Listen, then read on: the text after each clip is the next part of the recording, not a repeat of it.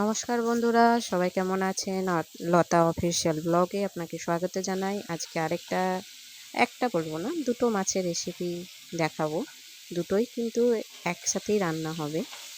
মানে বাড়িতে যদি কিছু কিছু মাছ বেঁচে যায় অল্প অল্প করে, সেই মাছগুলো কি করবেন, আলাদা আলাদা করে তো রান্না করলে পরে দেখা যায় না, এক দুটো যদি মাছ বেঁচে যায়। তাই আমি দুটো মাছ একসাথে রান্না করছি। এটা হচ্ছে আপনার বেলি মাছ, আর আরেকটা রয়েছে ওটা আপনার ভেটকি মাছ 2 পিস ছিল, আর বেলে মাছ কতগুলো ছিল।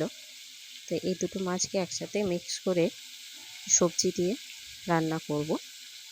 তো প্রথমে মাছগুলো তো ভেজে নিলাম, এবার তেলের মধ্যে পেঁয়াজ দিয়ে দিয়েছি। পেঁয়াজ দেওয়ার পরে এর মধ্যে সবজি দেবো। এটা হচ্ছে বরবটি আর আলু আর বরবটি দিয়ে মাছটাকে রান্না করব। আমার হাজব্যান্ডের খুবই প্রিয় এটা। এইভাবে যদি মাছ রান্না করে দিই ওনার খুবই ভালো লাগে। আমার খুব একটু ভালো লাগে না, কেন আমি বাঙাল, আমার হাজব্যান্ড হচ্ছে ঘটি। তো বাঙাল ঘটি কোনোদিনই মিল হয় না, যেহেতু ওই জন্য আমার রান্নাটা এইরকম ধরনের রান্না খুব একটা পছন্দ হয় না। এটা আমার হাজব্যান্ডের খুব ভালো লাগে বলে আমি ওনাকে বানিয়ে দিই। আমি এটা দেখি না যে আমি কোনটা খাবো, সেটা আমি ওইভাবেই বানাবো, আর আমার হাজব্যান্ড যেটা পছন্দ করবে না সেইভাবে বানাবো না, এটা আমি কোনোদিন করি না।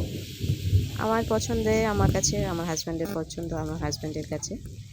তো কথা বলতে বলতে আমি এটার মধ্যে রয়েছে পেঁয়াজ বাটা, রসুন বাটা, আদা বাটা, আর একটু ঘষে নিয়েছি, বাটিনি, ঘষে নিয়েছি। টমেটো দিয়েছি, হলুদ নুন তো আগেই দিয়ে দিয়েছি কথা বলতে বলতে।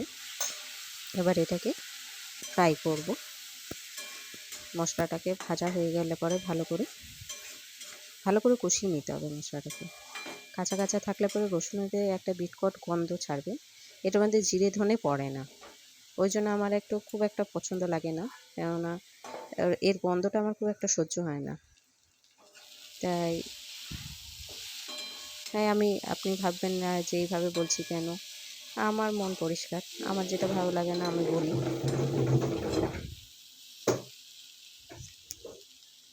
এবার ভাজা ভাজা হয়ে গেলে পরে এর মধ্যে জল দিয়ে দেবো। এদিকে আমার ছেলে এত দুষ্টুমি করছে যে বলার নেই।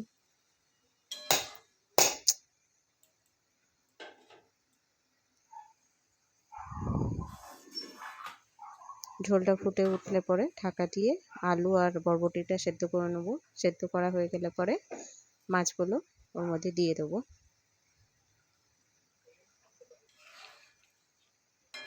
দিয়ে এবারে নামিয়ে দেবো।